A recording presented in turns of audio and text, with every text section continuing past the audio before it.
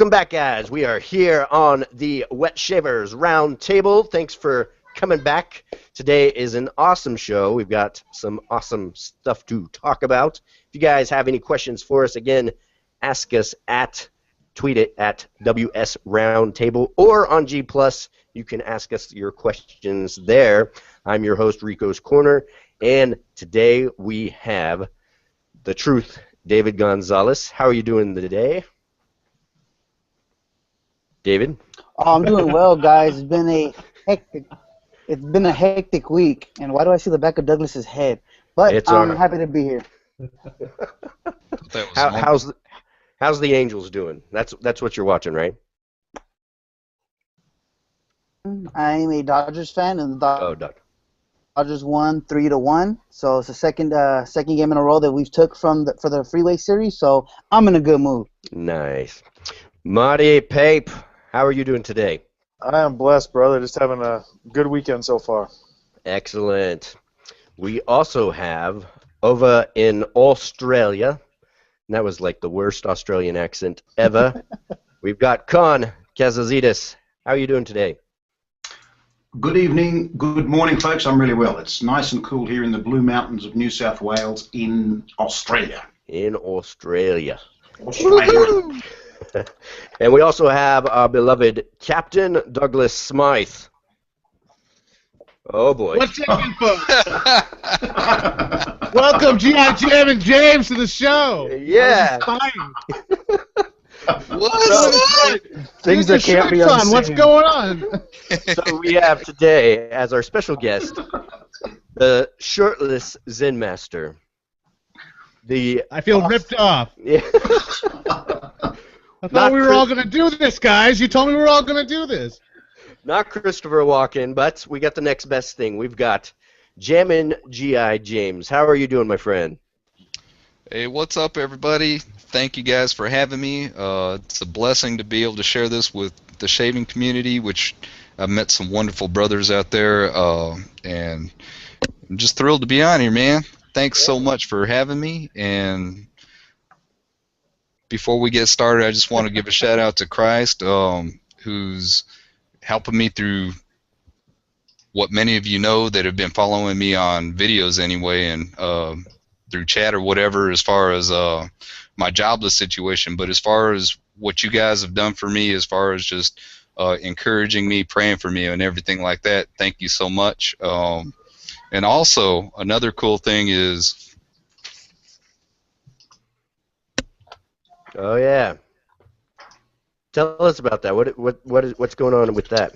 Well, in Huntsville, Alabama, on the 17th, we're having a Dirty South Shavers meetup. That's right. It's open to anybody that wants to come. I want as many of you that can come. Please come. You know, even if you're a vendor and you don't want to give stuff away, just come, just to be part of the community, be hooked up, whatever, you know. But one of the other exciting things is that Darren and Carrie Seibert are hosting a pre-social meetup on the eve of the 16th at their place at Soap Commander headquarters. Come on, what could be better than that, guys? Yeah. And so I'm really excited to be hooked up there. And a special thank you to Steve Walker, Huntsville Shaver. Because he's only been really into the hobby since February of this year, and he has taken it upon himself to put this meetup together. Oh wow, that's awesome, man. I'm actually doing the cologne or the aftershave for that, and Ralph's doing the soap. Cool. Awesome. The official, yeah, it's actually coming out really good. I think we're calling it Whistling Dixie. Oh, cool. I didn't want to mention it because they had said not to say anything, so that you said it, that's cool, man. Yeah, okay. Oops. Sorry, Ralph. Rico, real quick thing, since the Cyberts were mentioned, wish them a happy anniversary. Yesterday was their, I believe, 22nd anniversary. Happy anniversary. Yeah. Happy anniversary, Kerry and Darren. Is it 20th anniversary? Is that what? 22nd. 22nd. And I was really bummed because they had everything was like 22% off, and I wanted to get some of their coffee, which is already cheap, but I missed it. I don't know. I'm sorry. Yeah, 22% off is a nice discount, right? Yeah. But yeah, happy anniversary to you guys if you happen to be watching the show, and cheers to you. Real quick, Jammin GI James, the shirtless Zen master. Woohoo! Got a couple questions for you, because some of the people out there might not know who you are, or they might watch your videos but want to know a little more about you. How'd you get into this hobby? Well, it's interesting that you say that. First, let's go way back. I was an infant. No. I was conceived. 11 years in the Army. Always shaved with Edge gel. Always shaved with a Mach 3. Nothing else. Just went to the Mach 3. And never had an issue with shaving, ever. As I got older, my skin started changing.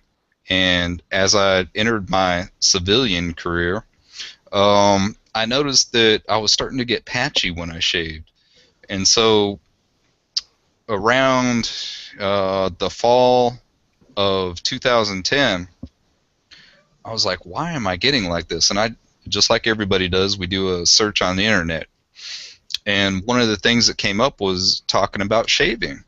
And so I read a lot of things, went to the biggest group at that time, which is probably still one of the biggest out there, which was, and I'll say it, Badger and Blade. Mm-hmm. And I did a lot of reading through the forums. And as I was in there, I started reading about using a DE blade and things like that. And so that got me interested. And so what happened is that I said, all right, let me give this a go. You know, my grandfather had shaved. I'm part of that generation where we have a gap. My dad and stepdad didn't traditional wet shave. And so the gap was my grandfather. And I lived with him at the time. Mom had some issues and things like that, so I went to live with my grandfather because I was really close with him. And so I remember him shaving with the DE all the time, a Gillette. It looked like it was probably a Fat Boy, from what I recall. And, you know, Williams mug in the Williams mug pewter bowl. I don't know if you guys remember that pewter cup that Williams used to have. Oh, yeah. It's very hard to find. I could never find one. I'm always looking for one. My mom didn't keep it, so it. But anyway, I looked for. I've been looking for one, but anyway, so if you got one out there, like anyone listening, if you have a pewter bowl, contact Jammin GI James after the show or during it. In fact, the Williams mug pewter bowl. But so I started looking into it, and yeah, so on Christmas Eve of 2010, I ordered my first gear, along with two large tubes of the original Paraso Green, and I was on my way ever since then. Very cool. Wow. So, who here? Just a quick question for everybody. Who here has been wet shaving the longest? That's 2010. It's way before my time. Anybody else? Longer than that? What I mean, that's now you get to what is the definition of wet shaving? Well, I guess like double-edged blade, straight razor. Okay, using a D or a straight razor. Probably since 2005 officially. I grew up with my dad doing it, and he taught me when I was little. I toyed around with it for a hot minute when I was like 18, and then gave it up for the Mach, whatever. I don't even know if it was the Mach or one of the other brands that showed up on my birthday. Did this happen to anyone else? On your 18th birthday, you got a razor in the mail? Yeah, what was it? Was it the Mach, or was it the other Mach brand? 3. Yeah, okay. Gillette does that in general, because I think, I remember when I was younger, my dad got like a Tracer 2. Yeah. The two-blade flexible one. It's like, are they getting civil service records? I mean, like, how do they know? I mean, like... I think it had to do... Yeah, I'm wondering if it had something to do with registering. What was that? When you were 18, you had to register with for the draft. For the selective service. Yeah. Another quick question for you, James. Just real quick. I know you use kamisori, straights, and double-edge razors. Which one is your favorite? this is just being truthful. It doesn't mean that I don't like any of them, because out of all the ones that I keep in my collection, I like them all. Otherwise, I wouldn't keep them. Yeah. So if I were to be honest, which I'm going to be, fixed blade shaving is my favorite. So like a kamisori? Not folding, but fixed. Well, kamisori just means blade, basically, like razor. So that could even mean a folding one. But what you're getting at is Japanese style, right? Yeah. Which even has a different name, which I can't recall right now. But yes, the fixed blade non-folding razors are my favorite, and especially my two customs that I have that have a symmetrical grind, which means they're ground the same on both sides, like most Western razors are. Okay. I have an asymmetrical I don't know what it is. I mean, it is stamped, but I bought it off of eBay and honed it myself. It was like the first honing I ever did. Not even a regular straight razor. My first honing job was on a Japanese style razor. Oh wow! And so it's kind of like a prize. Go ahead. What were you gonna say, David? Oh, that Japanese style is also with just that single sided kind of like grinding. That's also inspired by like sushi knives. Sushi knives only have that angle on one side, so it's very common Japanese blades. And aren't they like on the kamisoris? Aren't they supposed to like you're supposed to just use that one side, like switch hands on both? That's the traditional way of using it. Is you keep the stamp facing out. So only the more wedge side is the side that you keep towards your face. But you can shave either way. But yeah, the traditional method is to only use the wedge side and keep the stamp facing out from your face. It's much harder to do. Takes a lot of practice. Sure. But to me, the side that feels better for me, because I've been using Western straights, is the other side. Just that slightly hollowed side just feels a little bit better for me. Oh, wow. So I just want to say thanks, James, for being with us today. And this is now the part of the show where we kind of highlight some gear that we want to talk about. So I will start with the Captain, Douglas Smythe, over here. What would you like to highlight today? Well, first I'd like to highlight Forrest Johnston. You can't read that. I don't know why I'm holding this up. You were the winner 2 weeks ago that I forgot to announce last week of the Crown King shaving brush, Duro shaving brush, in fact. So this will be sent to you, Mr. Forrest Johnston. You are the winner. Congrats. If you're listening right now and not participating, shame on you. But if you're listening right now, please PM me your address, not on Twitter. PM me on Facebook, and I will get that right out to you. So thanks for playing. And if you're a friend of his, please let him know. Real quick on Douglas on that. You may want to give an email for him to contact you, because he may not be on Facebook. He may just be a Twitter user. So maybe an email may be a little bit more appropriate. Okay, yeah. Email we me will at. Reach out to you. Yeah, whiskers at. Well, you can. Let's do it this way. contact@crownkingshaving.com. Okay, and now for what I've been using this week. Well, what I've been using this week is Burt's Bay Rum, folks. I don't know if you can see that. This is, I'm telling you, if you can find this on eBay, pick it up. It's been out of production for like 10 years now. Oh, wow. The best Bay Rum ever. And, you know, Burt just passed too, so look at this guy. This is my mentor.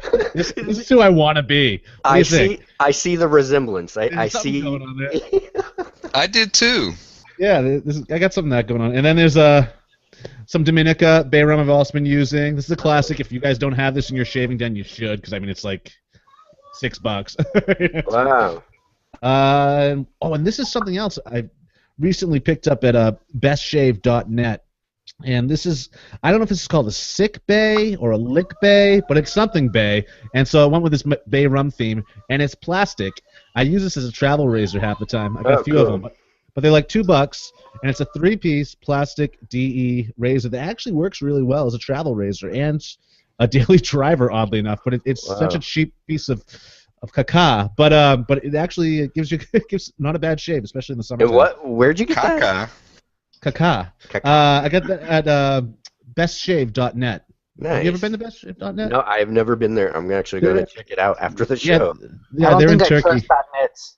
.net scare me. Oh, no, they're in Turkey. They're actually a really cool little, very cheap, but a lot of interesting stuff. Cool. And then for shave soap, I was visiting and revisiting Tabula Rasa tea, and this is coriander and bergamot. I don't know if you guys have tried this yet, but this stuff is like, it reminds me, I don't know, of like 1982 in, I don't know, being in school or somewhere. Just this scent, it's coriander and bergamot. I have no idea why, but or maybe late 70s. There's something going on here that's like from that time period, scent-wise. And they're from Germany, so maybe they're just stuck in the past in that regard. But regardless, sorry about that, Tommy. This is good stuff. If you get a chance to try it out. It makes me happy. Yeah, I got to smell some of that stuff in Chicago, and all their stuff was fantastic. If I had more cash when I was there, I would have got it, but I do not. So we will. Except for their plain patchouli. You don't like the patchouli? I just don't like patchouli in general It's just myself. plain patchouli. What? Horrible. I love the patchouli. I love Yeah, you patchouli. do. Yeah, I love patchouli in stuff, but when it's just plain patchouli by itself, good God. Yeah. It was horrible. Well, David, since we got you So on bad. right here, what products would you like to highlight today? What do you got for us? Well, I was actually really happy that we started off with some trails at the first ever Shave Revolution honing meetup. Yeah. Justin Park over at Shave Revolution. Congratulations on that, bro. Yeah. Justin Park is actually going to try to have that once a month. Oh, wow. And I actually had the opportunity to hone a razor for the very first time. So yesterday, I started off honing a gold dollar. My third razor was I honed one for another gentleman that was there named Jesse Torres. It was a vintage king cutter. And then the highlight of my day was actually getting to hone this razor, which was my very first straight razor ever, period. Oh, nice. I got this from Val Harsansky over at the Gentleman's Den in Canada. Yeah. Very nice. And it still kept a nice edge after about a year and a half.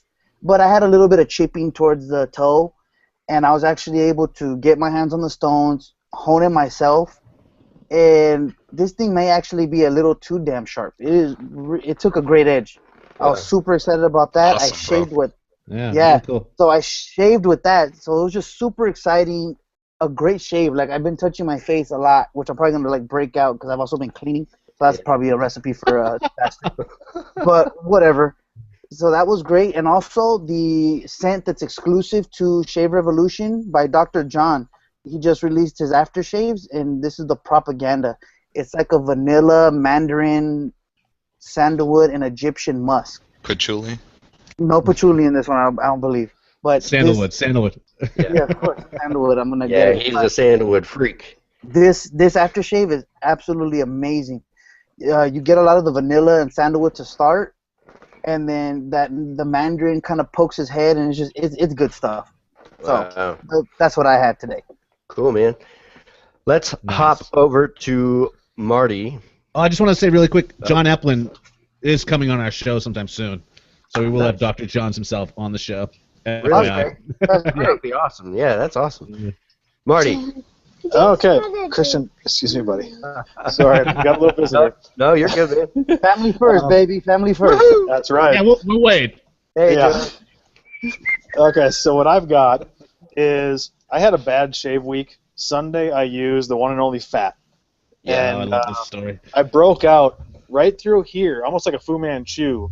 Like I felt initially right down here I got like a burning sensation when I started putting the aftershave on. But then it spread on this side and then this side. And it just kept getting worse. And do we want to blame Busta on that one? Yeah, I'm going to blame Busta. Yeah. But I'm wondering, actually, Douglas brought this up.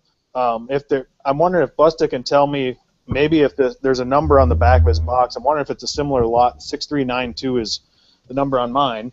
But I broke out because of that, so it made my shaves very difficult because it just, as soon as I would shave, I'd get lifting of my, kind of puffiness in that area.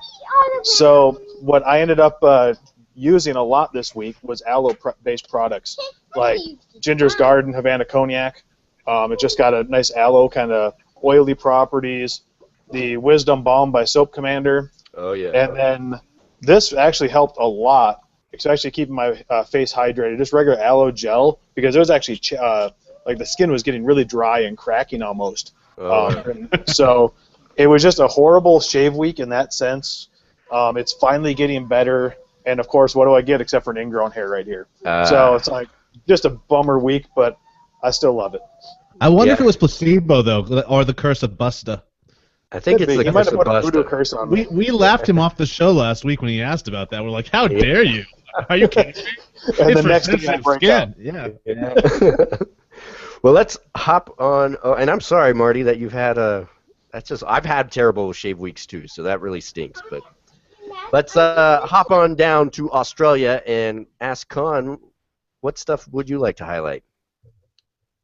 I've been having some wonderful shaves with Katie's Bubbles A Midnight Dreary, which is really, really dark and mysterious and evocative and really quite exotic, unlike any of his other scents, but the performance is phenomenal. I suspect there may just be a slightly, maybe there's an addition or something that Chris has done to this particular soap. For me, it performed remarkably as always, but I think it was just that extra bit special, if that makes sense. The other thing I've been using, and I've been meaning to bring this on the show for some time, for my good friend Marty, because he mentioned this a few weeks back, and that is the emu oil, Australian emu oil. It's a moisturising oil, which is, I've been using that. So you put that on all your rough bits, wherever they may be. Your elbow, that means different things in different places. Yeah, I know what it means, and I've done it deliberately by Australian inclusion. Yeah, but no, this stuff is pretty good. Jam-packed with parabens. It's one. No, I shouldn't say that. No, it's good stuff. And the other thing that I've been enjoying immensely, because rotation is just that. You go through your products. I've really been enjoying my Shave Mac number 177 of late. It's a 23 mil knot, and it is just a beautiful, beautiful brush. Wonderful flow through. Gives up the lather. Very, very selflessly, doesn't hog the lather, and it's just been an absolute joy. So that's it for me this week. Cool. Hey, Khan. Yeah. Khan, does that Shave Mac remind you of the Yes. QED brush? Yes. Okay. There's a lot of debate. There's a lot of debate about whether the Savile Row is really just a rebadged Shave Mac. That may be the case. I'm not saying that it isn't, but I think perhaps what's happened is that the knot that Shave Mac, if in fact they are doing this, that they've put into a Savile Row, seems to be, I don't know whether there is, I mean, obviously there are grades of knot, we all know this, particularly with natural fibres.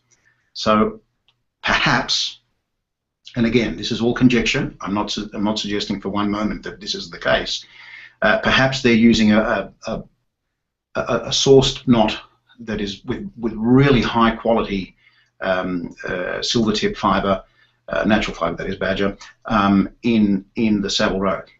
Look, the handle undeniably does look like a Savile Row, like one of their Savile Row. I think it's the 31 series, I'm not quite sure. Yeah, a lot of people suggest that it is a Savile Row, that the Shave Mac is a Savile Row. The Savile Row is a Shave Mac. I'm not going to say that. Yeah, it might be. It could be. It'd be interesting to know if it is or not. But let's jump on over to James. It doesn't. I would say that it doesn't matter if it is. Still Exactly. It doesn't matter if it is or it isn't. It doesn't I mean, matter. what do you think, James? I It think matters. I think just from what I've seen and based on what you just said, when you look at things, that Charles is saying, "Hey, I want a specific type of knot that you guys have to put in my brushes." Yeah. And to me, it doesn't make a split difference if it is or not, because it's still Correct. a quality brush. And the and the reason why I said that, especially when you were describing the Shave Mac, was because that's exactly what the Shave the Man brush does, Yeah. as far as what it does on the face. Yeah. I'm quite impressed with it. Does it blow my socks off? Not really, because that Lord Randall silver tip that I got from Bull Goose and the malachite handle performs just about the same to me as this. So this didn't blow my socks off, but what it did confirm was that this is a great knot. This is a good brush because that Lord Randall is a good brush. I mean, this and that are my two favorite Badger brushes. So, James, if I may, and if you'll excuse me for one moment, Ricky, I know I don't want to disrupt the flow of this. Go for it. But there seems to be a movement in the wet shaving community where we all seem to want to have this aha moment. We've exposed this, or who cares? I mean, really, who cares? If you're enjoying the product, you know, and why do we want to get to why have we all become investigative journalists, or you know, everything becomes some sort of forensic? Too. Oh my God! Like I know this sort of forensic exercise in trying to find out where this came from. If you like the product and you find that it adds to your enjoyment and that it makes your shave just that extra, well, just makes it a little more pleasant. Yeah, who cares? Let's just get from perspective. It's shaving. Did you have a great shave? Yeah. A+. You know, life goes on. Look, I'll chime in on that. I definitely 100% agree with what you say, Con. The only caveat I'll throw is if people are concerned, is it the same knot, and say there's a $50 price difference. That's where I could see them wanting to find out. But just to say, oh, I've got this, it's better than that. You know, when you got it, love it, enjoy your shaves. But yeah, I could see maybe if you're trying to save some money, if there was that big of a difference. Yeah. I think Khan's greater point, even though he didn't go into it, was not only just for this brush and the knot, but for other things that go on and shaved them. Definitely. Yeah, for sure. So, James, what a couple items would you like to highlight today? Well, you guys already saw the one, which I think is a fabulous brush. I'm just going to highlight some things that I've not only used recently, but just so that people that may not be aware of who I am just kind of know me a little bit more. And so first and foremost, I want to tell you, Khan, and you, Rico, since you're on the air with me, thank you. And I know TSC is going to listen whenever he gets a chance, and the same with David and Ray Pope. But I love you guys, and you guys are just help me get through this time just by reminding me of the good folks out there. So the first thing I'm going to highlight is the Flying Mango. Which is awesome. Let me tell you, it is. Is the soap scent my favorite? No, it's not. The performance is great, though. And what I will say is that because it does have some like citrus components to it, that makes it fine for me. But more importantly is just the fact that you guys chipped in for that. So thank you very much for that. And along with that, that right there. This Wolf Whiskers brush in these Broncos colored theme, for anyone that's watched my videos knows that I call this my brotherhood brush because of you guys. Nice. So the Fab Five, thank you very much for that. This is a clear orange acrylic, dark blue, and white, which for everybody that kind of knows me. Oh, by the way, Dave is asking to be added back to the group. Okay, I'll work on that. Keep talking. I'll work on that. And so, yeah, and I will say that when I first saw the knot, I was like, wait a minute, that almost kind of looks like a plisson, and then I realized, oh, that looks like the Ubersoft knot. And I think that's what it is inside of the Wolf Whiskers brush, the Ubersoft knot. You're doing it. It depends on what generation. I know he didn't use them at first, and now he's using Ubersoft, so it very well could be. But it is a good knot. Now, kind of like going along the lines of Mr. TSE, Chris Bailey, does it usurp the Plisson fiber, not to me. Is it a good fiber? Yes, it's a good synthetic fiber. But more importantly is the fact that you guys gave it to me, so thank you very much. I really appreciate that. Very, very nice brush. Great quality. Nice weight to the handle. Everything about it, and especially because it's from you guys. Thank you. The last brush that I'm going to highlight today is this one, which is this big black sterling soap company using the Plisson fiber, and all I can say, the denser knots. To me, this reminds me more closely, if any of y'all had the grooming company brush, when you squeeze the knot, the density that you get from squeezing it reminds me more of the grooming company knot with a larger loft. So for those that didn't like the way the grooming company knot felt when you were doing that, this is what you want right here. This is excellent brush, and it's got that pillowy, soft Plisson fiber to it. So this is my new favorite synthetic knot right now. Oh, wow. That's awesome, man. As far as soaps, so that y'all can kind of know me, I love Anise, and this particular one from Black Dragon, or from Dapper Dragon rather. This is the Black Dragon, and it's like a fougere but with Anise added to it, and I just love that knot, or that soap. Quick shameless plug: if you like anise, you've got to try Phoenix Artisan Accoutrements 1K. What if I like a nephew? It's awesome, dude. And also, just so you, real quick, if David is watching right now, just quick house cleaning on the technical issues. David, I'm trying to connect so I can get you back on. Everything is extra slow on my computer with the Google Plus, but I am working on it. So if you can't click that link I sent you earlier, don't worry, I'll get you back on. But yeah, James, sorry for cutting you off. You gotta try that 1K stuff. It's awesome. Thank you.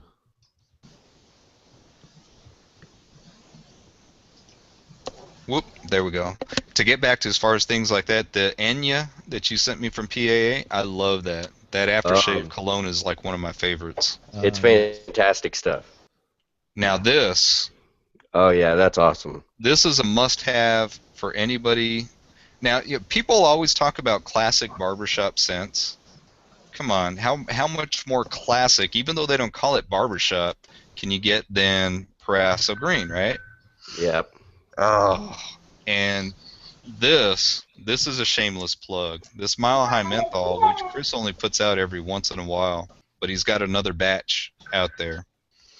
And this Katie's Bubbles Mile High Menthol, if you like Parasso Green, you're going to absolutely love this. And I actually think that stuff smells way better than Parasso Green. It's awesome.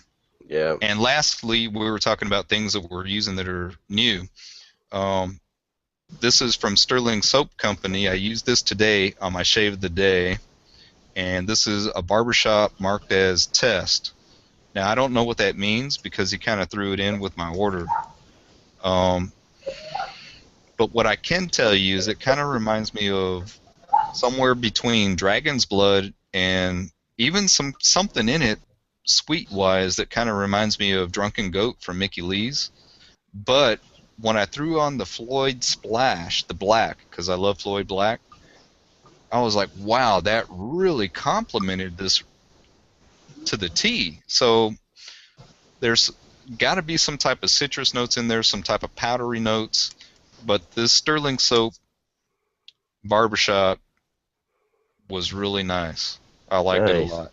And it was really got a good post-shave feel from it.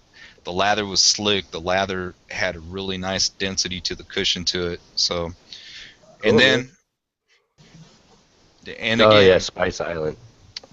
So just so that people kind of know me a little bit more, this is still my all-time favorite scent, and it has a bit of cilantro in there. So cilantro and anise kind of go hand in hand, right? You either like black licorice or you don't. There's hardly a middle ground. Yeah. I think Exactly cilantro right. lovers are about the same. You either can handle cilantro or you can't. So for me, I like it, I you hate know. And this it. scent, this mango and You know it's cilantro, genetic. black pepper, I love it. You hear that it's genetic, James? The cilantro thing? No, I didn't. Yeah, it's actually in your DNA, whether you like it or it comes off like plastic to you. Interesting. Yeah. To me, it smells like just another type of herb. It doesn't smell like plastic Yeah, to me. it hurts me. I can't do it. It really just. Ugh. What about you? Oh, David's not back yet. I was going to ask him because I figured he probably had a lot of salsa out there. You know, we could take this time to just talk about David. Well, let me jump in over here as we're trying to work on getting David on. What about questions? Yeah, let's hop over to Twitter real quick. Khan, what do we got over there? Remember, you can send us a tweet at WS Roundtable. That's at WS Roundtable, one word, of course. This is a question that is to James. Do you still love your Lord Randall brush? I think you've already answered that, though, haven't you, James? You love Absolutely it, don't love it. That brush, again, to me, as far as quality of brushes, they actually cost around the same amount when they're brand new. you? Yeah. And I can say without a doubt that whatever V-Long did with that Lord Randall knot-wise was superb. Excellent brush. Nice. Well, real quick, let me see what's going on over with the Q&As on. We've got one a over. lot. Yeah. So this is kind of an interesting question, I guess. It says, for someone who is going to the first meetup in September, what advice would you have? Must be for Seattle. To me, if you're going to a meetup, it's not really a big. I don't know. Just be there. Could be There's Boston also. Yeah. Or wait, what'd you say that Philly one? Is that one happening? I want cheesesteak. You know, that's really up to the listeners out there. No one's contacted me or Chris Cullen, as far as I know. So I've just dropped it. I'm no longer am I seeking out anyone to make the Philly cheesesteak festival happen. You know, I don't even eat that stuff. Yeah, I know. That's kind of weird. It is weird. On the question, though, I've got a little bit of advice there, too, because I've only gone to a couple now. But ask if there's going to be any, buy-sell trades going on, that sort of thing, so you can bring some stuff. If you have, some product that maybe others don't have, might be a generous thing to bring it and just kind of let people sniff it so they can kind of get an idea. Oh, Jesus. The most, not 32 pounds of it, but the most important thing is just be yourself. You're there to have fun. No, the soap, James. No, I was just shaving. Just be yourself. I say make it a buy-sell trade. I mean, like, find out who's going, connect with them through PMs, and if, bring some stuff to trade and sell or share or whatever, or piff. But it's really, people can overthink a meetup. It's really so simple. You just meet up, you get drinks, and talk with like-minded individuals about something you love, and so I say bring some stuff for show and tell purposes, and bring some stuff to sell or trade. I don't even think sell, but trade is actually more fun, or even just to borrow. Like you can swap some stuff to borrow for a week or two, and if it's a regular meetup happening once a month or every 2 months, you could bring it back with you and or whatever. I mean, it's like a lending library type thing. But Marty, I mean, he brought a 33-pound bag of soap for all of us to smell the last meetup, and that's the first I've ever. I've been to a lot of meetups. I've never seen anything like that, and I had to walk around with him. He was lugging this thing. I mean, in the deserts of Arizona. I mean, it was amazing. Yeah, it's like shaving claws or something. I don't know. It was amazing.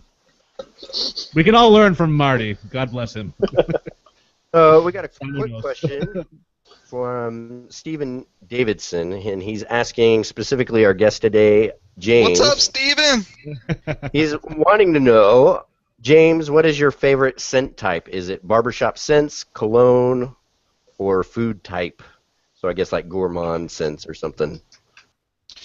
I would have to say none of those really. Although I do. I mean, you guys probably know me better in that category. But there are some food scents that I do appreciate. The Drunken Goat from Mickey Lee's, Cinnamon Bun from Dapper Dragon, which if you haven't got any, he's not gonna sell it anymore. So.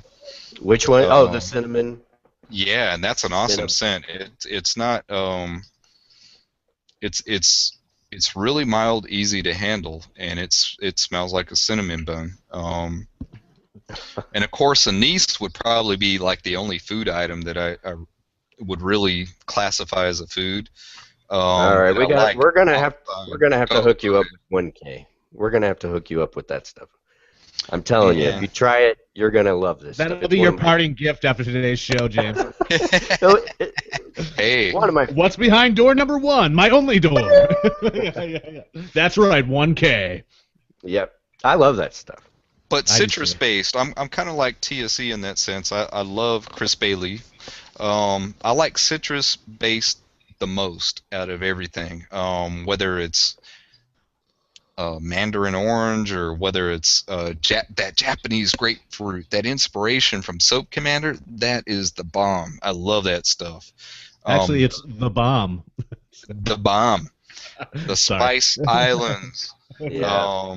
Anything that has any type of that to it, or fougères that incorporate the citrus notes to them. The more, I guess you would call that more of a modern fougère. If it has more like stuff like pineapple and things like that versus only the greeny woody stuff. So I think more of the modern type fougères are the type that I would like. There's nothing wrong with barbershop, but I'm very finicky with that. The one that I like the most, which people don't know this, but if you go to his website, is Dapper Dragon's signature scent is considered by him to be a barbershop scent. And of course, that's all kind of, I guess, wherever you grow up at, right? Because to me, the Proasso Green, just from my experience being overseas when I was stationed in Germany, to me that stuck out as a barbershop scent because I know that was probably the first time I ever smelled that scent. Must have had a great experience with it being, shaved on the neck and things like that when I was over there, because when I got Proasso Green and I took it from the tube that first time I ordered it, and I was like, whoa, where did I smell this before? How did I luck out that the first thing that I ordered was going to be something that I liked? So is that considered a barbershop scent? That I'm sure it had to be in Italian barbershops. So, what is a barbershop scent? It's probably based upon whatever region you're at throughout the world, really. Most definitely. I think and that it's a collection. It's a collection of different scents in the shop. The tonics, the hairspray, the gels, the pomades, and the shaving soap, along with everything else. And maybe cigars or cigarettes, or liquor. It depends what type of barbershop it is, I guess. Yeah. Clipper oil. Clipper oil, exactly. People leave that out, but it's important. Yeah. I think that's like the ultimate. I'm writing that one down. That's actually a good call, James. I think it's like the kind of like the meaning of life question for shaving.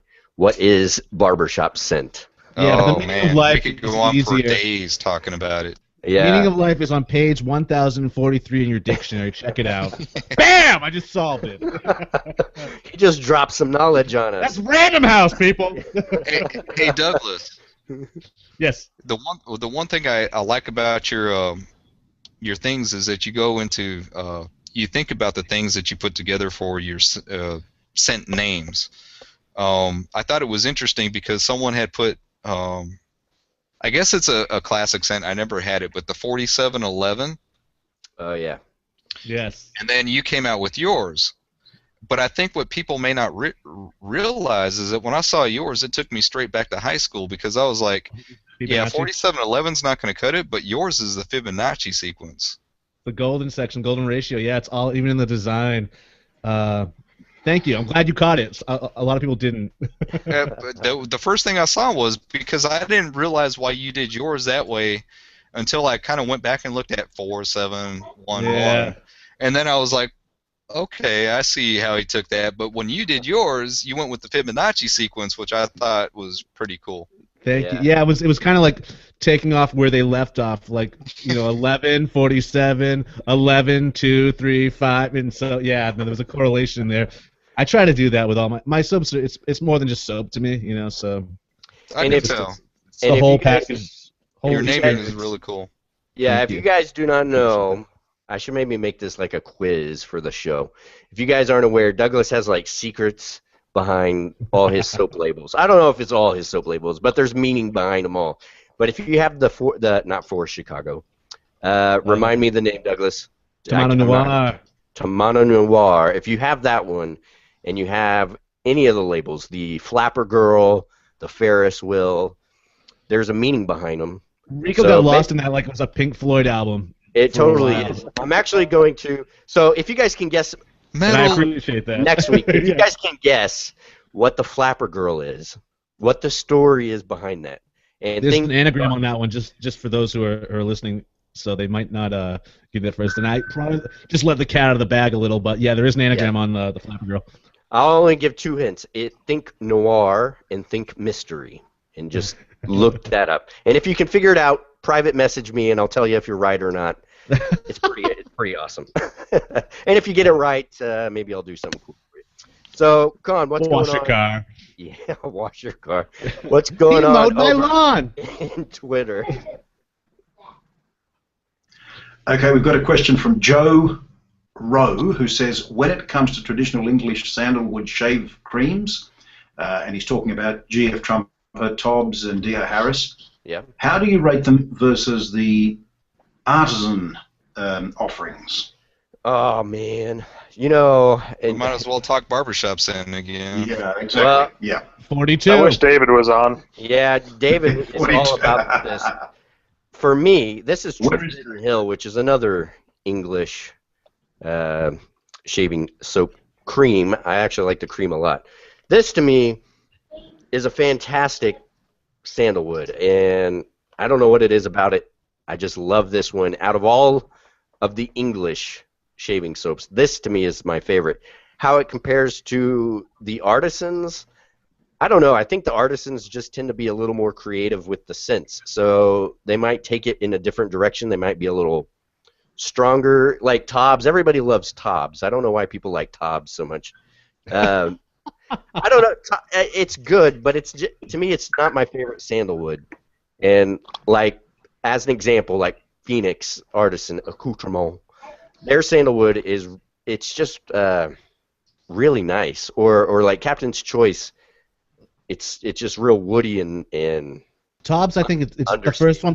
It's the first love for most people. They find it through Art of Shaving and whatnot. So that's what they come to know. That's when using sandalwood is allowed. It's a manly thing. It's not a hippie thing anymore. It was okay to use it. They got permission from Art of Shaving, and like I think it's their first love. That's what it is to me, or not necessarily to me, but I think that's what it is. What's going on out there? Yeah. Well, it's like, I'm not a huge sandalwood person, but I love the vanilla sandalwood from Sir Hair. It's got a little sweetness to it, so it kind of makes it a little more approachable overall. Yeah. That's interesting. Dapper Dragon, when he had tried a test scent, he did a vanilla sandalwood as well, and I like that one. Tobbs, to me, is fine as far as the way it smells. What gets to me is that it irritates the crap out of me. Something about it just bothers my sinuses a lot. It doesn't bother my skin, but it just gets me in here, and so I had to get rid of it. It wasn't because I didn't like the scent; it was just because it bothered me. Yeah. See, to me, it's not a real sandalwood. It's too perfumey. Like I actually like that hippie sandalwood. I like the incense. It takes me back to my yoga days, rubbing it in my beard. As it's just like that rich, deep, dark sandalwood. There's something sexy about sandalwood, something almost musky, and that didn't cut it for me. I would never have thought that was sandalwood if I smelled it, without reading the lid first. You heard it here, folks. Douglas Smythe used to do yoga. I'm certified. Please. Certifiable. And I did yoga, too. Certifiable. Next week, I just saw this quote, which I thought was hilarious. It said, mustaches are like yoga pants. It had something to do with yoga pants, and I just thought it was funny. But then somebody said, which was a great comment, was but like yoga pants, not everybody should wear one, which I thought was hilarious. But so next week, Douglas, please don't come to the show wearing yoga pants. I'm wearing them right now. I'm wondering where the shirt came back from. Well, we got a question here, which I don't know. It's more humorous than anything. I'm not really sure if it's a legitimate, real question, but he says, "What is up with method shaving?" Shaving. Let's not go there. Yeah, let's be respectful, but Exactly. no. Only Mantic could lather it, and why can't anybody else? It's YMMV, you know, and Yeah. I had no problems with it, but that's Charles' thing. God bless him, let him do his thing. Yep. Next Never question. used it, so I can't say anything. Yeah. So what do we got here? 53. Sorry for the delay here. I'm having a weird delay. So real quick, let's talk about straight razor maintenance. I'm not a straight razor shaver, but I do have one, and I do have a question actually. Sure. Because I'm a total beginner with this stuff. So Busta sent me this. This is a Billy T gold dollar. Pretty awesome razor. And for whatever reason, I don't know if you guys can see this on my camera or not. I've got 2 dots from, I guess, water stains. And I guess I didn't dry my razor off fast enough, or I don't know, it just kind of bugs me. So I mean, that man, I mean, that really depends on where you're at. It depends on the water quality that you have. is that just hard water, you think? It's something in your water, definitely, and also your environment, because I know I'm here in Memphis, and I'm probably more humid than you are. And I haven't had any issues with like spotting on my razors, thankfully.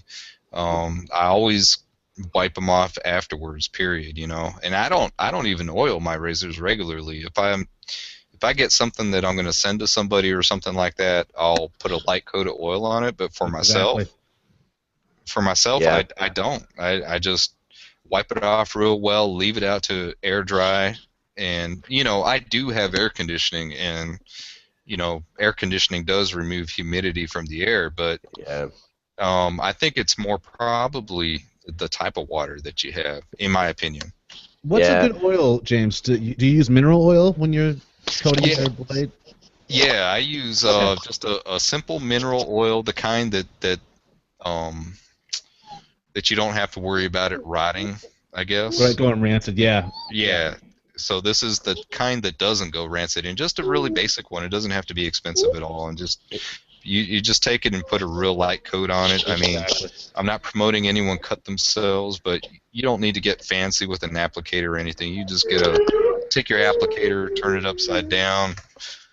Here's my mineral oil right here. Oh, nice. Oh, there we go.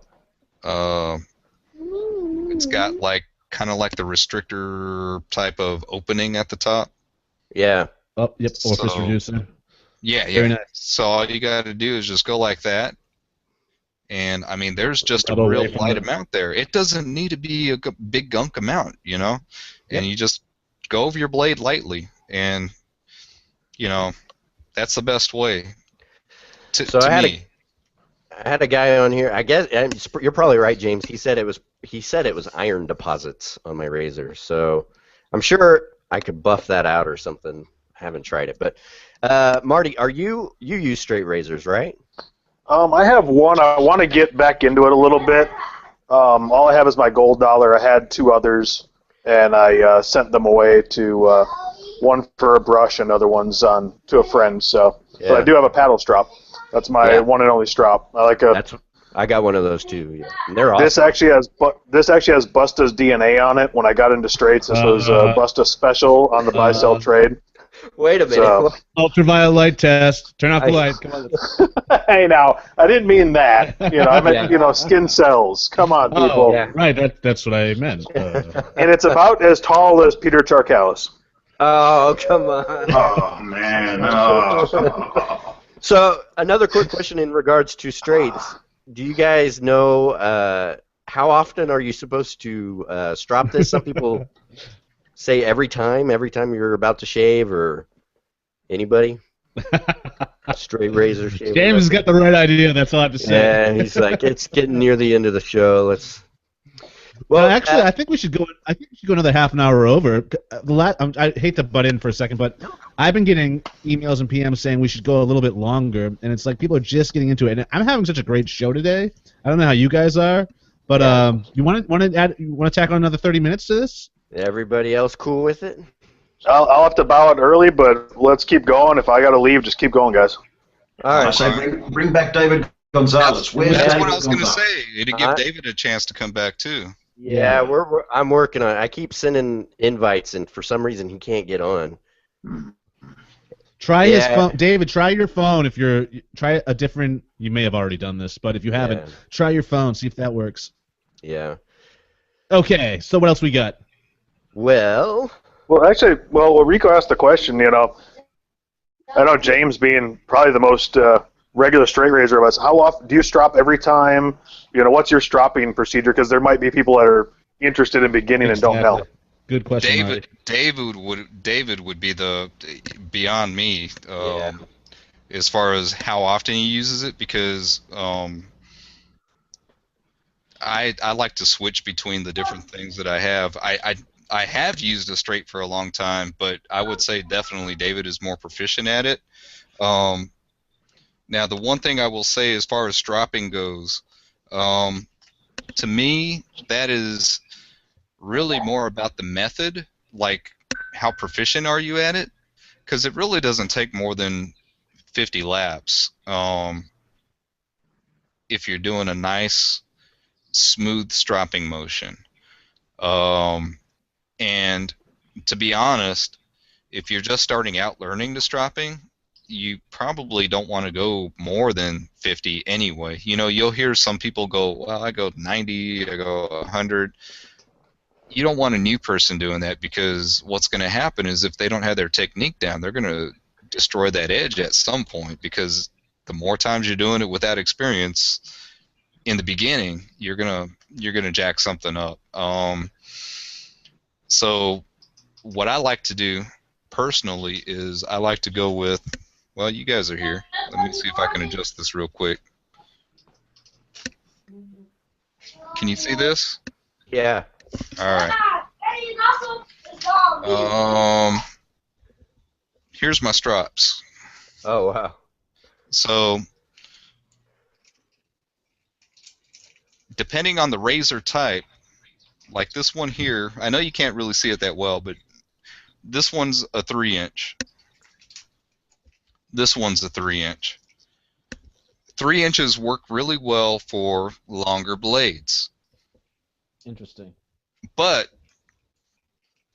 for kamisoris and some of my other shorter blades, I like to use a not so fat strop. I really like the blade to be more appropriate to however much surface area you're going to have on it, right? Yeah. So the shorter that your blade length is, get a shorter strop for it, Utilize the strop to its fullest is what I say. And if you have a longer strop over time, if you're using shorter blades, at some point in time you're going to have probably that last part of your edge not being utilized at all. I've never heard that before, but you bring up a very valid point. And now, that's not too much of a problem for me, because these ones are nicer strops. They have the Chicago screws where I could flip the strop over, since I pretty much use one hand. But to even go beyond that, there's nothing wrong with having a 2.5 or a 2 1/4 or whatever for the shorter blades, because you're going to utilize more of the surface area. And so that's how I look at stropping, really, as far as what I choose. I don't utilize cheap razors for the Kaniyama. Why? If I'm going to damage this strop, it's going to be with a damn good razor. It's not going to be with some cheap ass razor. Yeah. There are different feels to it. I'll tell you what, this is a luxury strop in its finest right here. And, what is that one? this is the Kaniyama. Yeah. And when you feel it, it's like, oh, it's like touching baby skin, really. It's really smooth and supple. And yeah, Nice. you don't want to mess that up. Wow. And now for me, my favorite strop to use is this Rue, and this one's from Straight Razor Designs, and it's made out of kangaroo hide. Yeah. Go Khan. My favorite thing about it is the fact that razors just go across it so smoothly, and it is super easy to go taut on it. Yeah. So when you hold this thing taut, your razor just kind of basically glides across it. It's a really nice piece of leather. Wow. It feels, I mean, again, when you're stropping, you don't want to feel like you're draining your hand by holding it taut, but this one makes it easy. So when you hold this guy taut, you're not straining to do it, and everything just goes across it super nice and super quick. And yeah, I like this one a lot. Wow. Very cool. So we got a quick question actually for you, Douglas. And I know you probably get this question every week or every She said day. she was 18. No. Oh, sorry. When is Crown King coming out? Soon. You know, Soon. I keep saying soon because you people are so lazy. I know they're demanding. I'm putting the website up there. If you just went to the website, it's right there for you all to see. That's right. Everyone's rushing there now. And that's all I'm going to say. You got to work with me, people. You got to work with me. Yeah. We don't make anything easy here at Phoenix Artisan Accoutrements. So, Con, Tuesday. Yep. what's going on in the Twitterverse? Well, there is an overwhelming there's a push for us to go over in this particular hangout. They don't want us to end the show. They'd like us to keep going. A lot of people are at work and they've just, some have just tuned in. Others want us to be here. But we've got a tweet from Charky here. Charky. In relation to Charky. Where is Charky's he? Where is our world travel today? I don't know. Oh, I'm in trouble. I think he's back in Connecticut. He's back in Connecticut. No, you're not in trouble. He says, after shaving, I do about 20 laps or so on the linen and 40 or so on the strop. Yeah. That could be taken so many ways. Well, Hey, Sharky. What was he going to say? Especially with Peter. Inside joke. Inside joke. Yeah. So, we were kind of chatting about this earlier, and I've never had this problem, but some people do because they live in Scabies? It's the liquor. It's the liquor. The next day you're fine. I'm telling you. because they live in super hot areas. They order some soap, sits in their mailbox that could be ridiculously hot, and their soap melts. Anybody have that problem? Yeah. Marty. You live in the desert. I do, and I have a black mailbox. Yeah. Come Hey on. now, hey. Yeah. Con, if you cue that photo. Is Con's mic off, by the way, Nope. guys? Yeah, he muted it. He can hear us Okay. still, though. But yeah, I've definitely had that experience. Nothing where it's been like molten lava or anything like that, but I have had softer soaps where I've already known the consistency the way it should be, and it's definitely much softer. So I just let it air dry for a little while, and kind of get back to temperature before I use it. I don't use it for a few days. I don't know if I could put it in the fridge. You probably could, but I don't want it to take in any of the smells from the refrigerator, so I just let it kind of sit in the open air. Now, Yeah. samples, that's where I've had the problem the most, is smaller samples that people will send, friends of mine or whatnot. Those will sit in there and turn into, like a slushy almost, I guess you could say. Yeah. Well, Douglas, I know quite a while back you had a tip for this. When you first moved to Arizona, you were experiencing melting soap. Yeah, I was. Or at least I thought about it because my mailbox was so hot.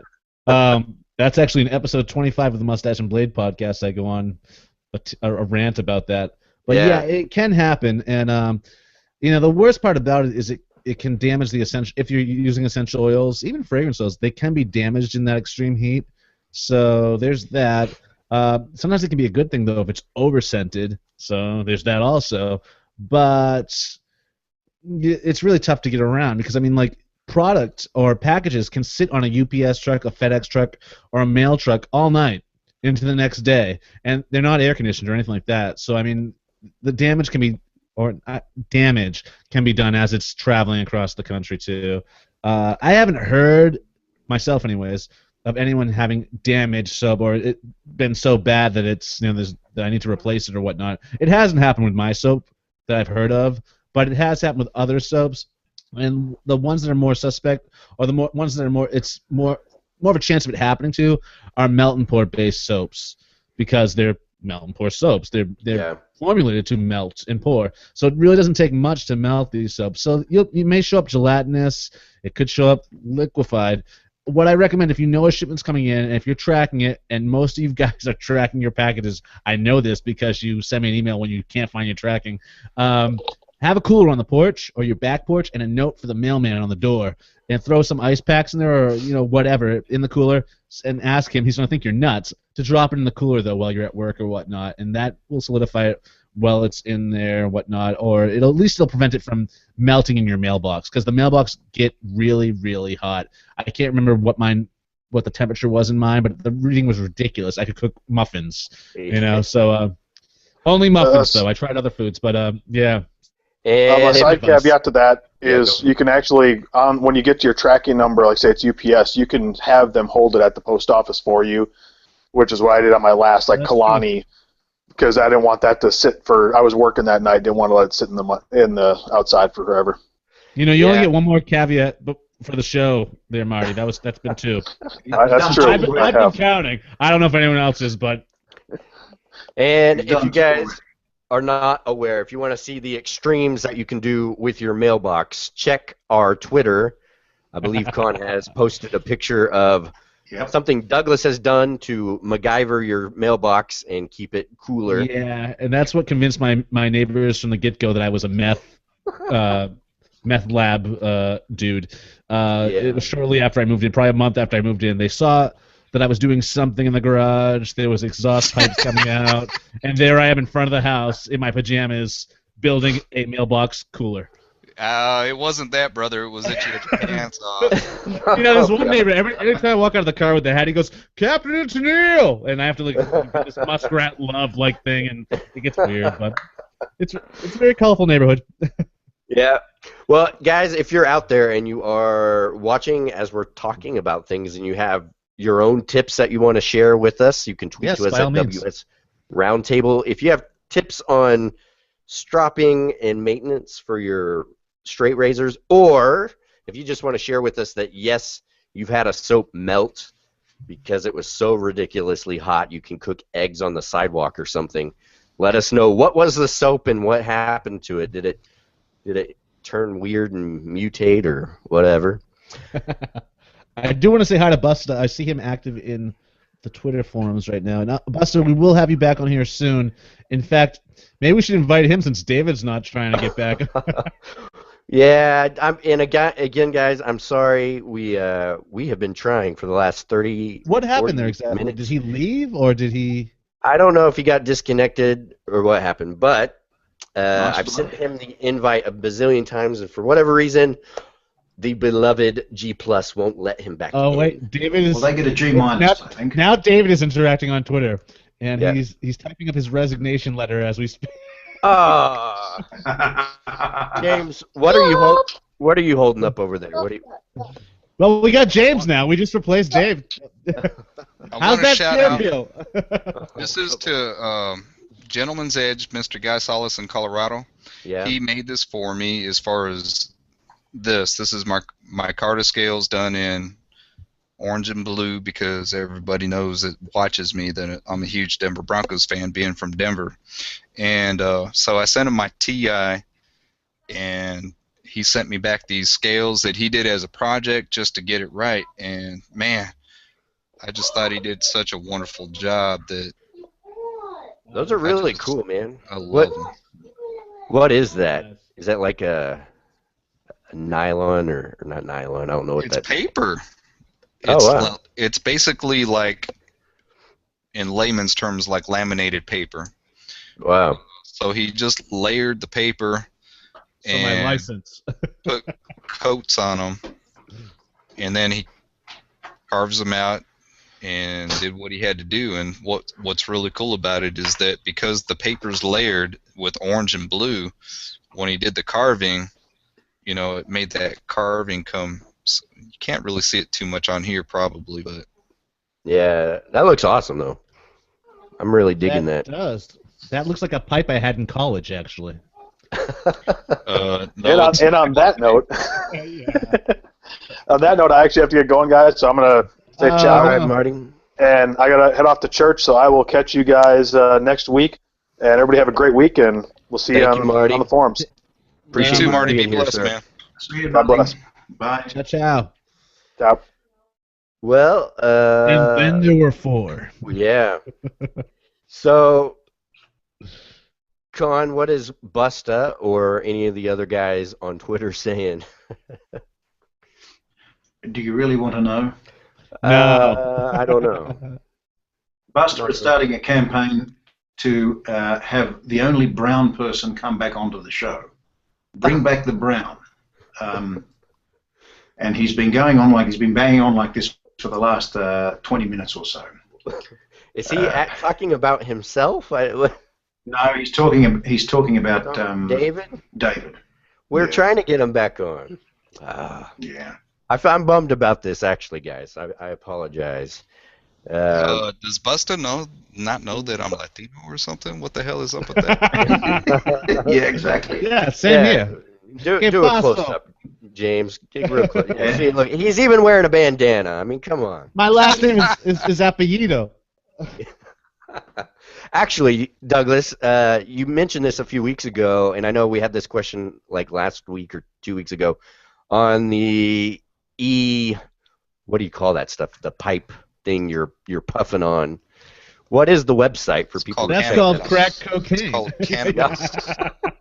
It's not it's E-juice or something. Yeah, he's something. Yeah, this is e-juice. This is I'm sorry. What's the question?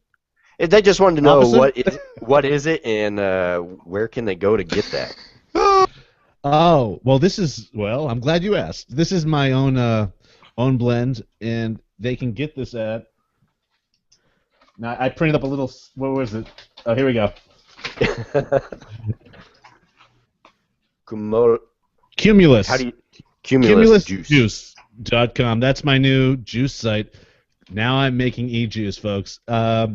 Nicotine and no nicotine. This is zero nicotine. I've weaned myself off nicotine, and yeah, saved my life. So good for you. And I actually have to say, I It am can be not done. a smoker. I can't smoke even if I wanted to. And Douglas was puffing that thing all around Chicago, and it smelled awesome. And he actually let me puff it. I don't know. I sound like a Oh, man. total nerd. Total noob. It wasn't bad. I'm not gonna say I'm picking it up, yeah. but it smelled nice. Well, it's Con, interesting because you it's would've the loved new it. it's like the new thing for kids. Now they don't turn to smoking really. They turn to this is like so much cooler. They're blowing like huge clouds, and I don't know. At the end of the day, I don't know if it's better for you because you're still inhaling something into your lungs. But I'd rather have people doing this than inhaling smoke. You know? Yeah. Yeah, So- I can understand what you mean. If it's the nicotine, then it's, minus the tar, it's better for you. But as far as what it does to your blood vessels, that part is still in there because the nicotine constriction and all that part. Now, I'm not going to speak for Arizona, but one of the reasons why people use the vapors is not for just nicotine, at least around here and in Colorado and in Washington. Oh right. So they will use yeah. that because you can't smell it the same way when you're out in public. So remember, kids, don't smoke and don't do drugs. That is your PSA from the Wet Shavers Roundtable. That's right, children. Don't do illegal drugs. But God bless America. buy all your shaving products wherever you can get them. I guess. No, it's interesting, and it's interesting how like wet shaving, e-juice vaping, like there's so many like little niches out there that kind of intermingle with each other. It's really it's quite fascinating. So actually, no, sorry, I was reading something else. He does this all the time. It's like, I know. I'm sorry. No, his eyes are going. Pew, pew, pew, pew. You want me to do this? I could just do this, and then you guys can't see what I'm doing. No, sorry, Rico. What's going on is I'm just stuck. No offense, James, but I only have you on my screen all the time. I'm like just talking to you when I speak. To me? No, to James. And if I squint, he kind of looks like Axl Rose with headphones on. But I don't know why he's doing that, but how do I like get it back to like where it's whoever's speaking? It should be on you. It's on you right now. Wow. It's Flash and Axl combined now. Yeah. Rocket. So we do have a quick question in regards to straight razors, and I'm not a straight razor guy, so I don't have an answer to this. If you hone your razor, do you prefer, what stones do you use, and do you prefer synthetics or natural stones? And do you hone yours, Douglas? Do you hone your own? My razor? No, I do not. I can't be trusted with such things. Khan, do you hone your own razors, or? No, I get Mark Gurgis to do it. Lynn Abrams. Magnificent job. I had Lynn Abrams do mine. Yeah. Nice. And James, you hone yours sometimes, don't you? Or all the time? I hone mine all the time. If I buy them from a reputable vendor like Straight Razor Designs or from the Superior Shave, they're going to come to me shave ready. And then after that, it's just up to me. Now, before I bought brand new razors, like I was talking about as far as that kamisori, I had to learn that from scratch. So pretty much out the box, at the same time that I was learning to straight razor shave, I was learning to hone. As you go along, as far as to the question, what do I prefer? Yeah. I prefer synthetics only because they're easier for me. You're going to get the exact micron regardless with the stone that you get. You could get a fancy named natural stone. Are synthetics cheaper? Yes. Some synthetics are definitely cheaper because there are Japanese stones out there, like the hard stones, that are like, whew, you're talking about probably for a surface area like that, they're going to be about $500. Holy smokes. So I could get a synthetic stone, which is like this, for, less than $100 at $12K. Wow. So it really depends. And then natural stones, you may not get something that's rated as a 12K. You may, or it takes so much work to learn it to get there that it really defeats you. Yeah. And so for me, the synthetic stones are the way to go starting out, and then you can branch out and try natural stones just to see what they're like. The edges that come off of them, I guess my skin's not too picky in that sense. As long as it's a nice, clean edge, I can shave off of a synthetic stone at 12K or above. Yeah. I can shave off a cuticle or anything higher than that. And I don't really have a problem with skin irritation. Now, the difference is this. A cuticle doesn't give me the keenness in edge that I can feel with like a 15 or 20K synthetic stone. And there's very few Japanese stones out there that are going to really touch that as far as being a natural stone. Yeah. And the ones that do, you're going to have to buy secondhand from someone that knows what they're doing, that could actually tell you, hey, you know what, this stone does this. And they're not going to be cheap, man. They're going to be really expensive. So to me, I guess it all comes back to the question, what do I prefer? I prefer synthetic stones just because they're easier to learn. Yeah. Yeah, that's great. I know, I mean, I haven't done it yet. I haven't had enough time to practice with this thing, and I want to. But I know, like, there's been some controversy kind of about what kind of razor to get or whatever. And I think if you're a total noob, just I know where this is going. No. If you're a total noob, just go with like a cheap razor if it is a gold dollar or whatever. And I know this show went from kinky to controversial, just like that, people. But I'm just saying, like, if you're not sure if you want to try this, because I'm still not confident enough to go spend a lot of money on a way nicer razor than a gold dollar. But I also know there's some guys out in the community, and I see it all the time, where they'll say, hey, if you're new to straight razor shaving, send me your razor and I'll hone it for you, and you just pay shipping or something like that. But as far as like stones, I guess what I'm kind of curious on is if down the way you want to get into straight razor shaving and you've decided, hey, I'm going to buy some nice razors and I'm going to buy some stones, I'm just wondering is there an affordable way to get into honing and stuff? No. I have to disagree, though. To a certain extent. I'm just saying this in the sense of you're talking about how can I get into it, and you're talking about getting something that probably you're talking like a nice vintage or something like that, right? I'm talking about like the stones themselves. Like No. You said you got some nice razors that you want to hone up yourself. Yeah. Okay. So you're talking about an unknown edge that you're going to have to take from bevel all the way to finish. So now you're talking about you're going to need a bevel stone, which are the cheapest stones.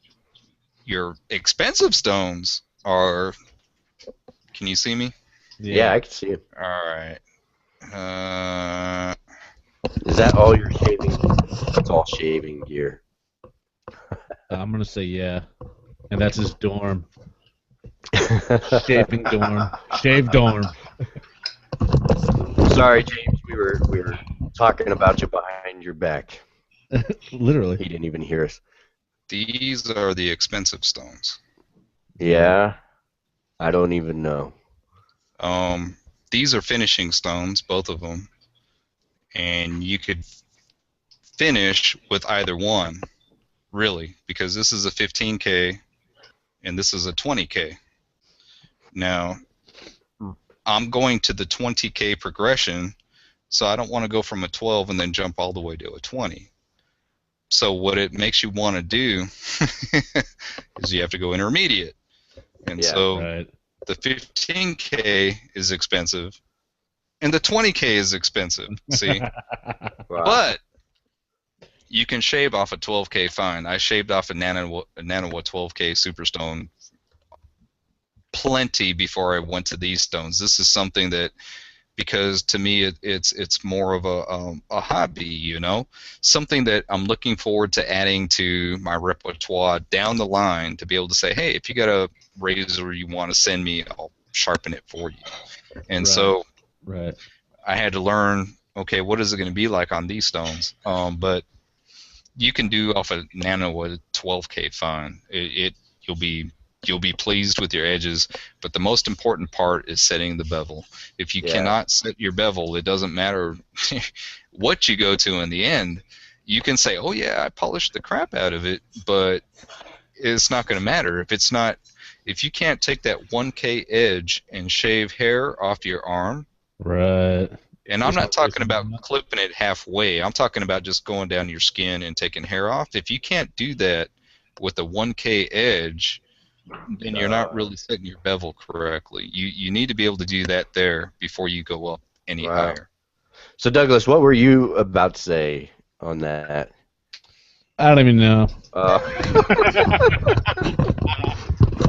I think honestly, what I was going to say is, like, if sharpening is one thing that really I don't know, turns your fancy, you may want to just start with a pocket knife.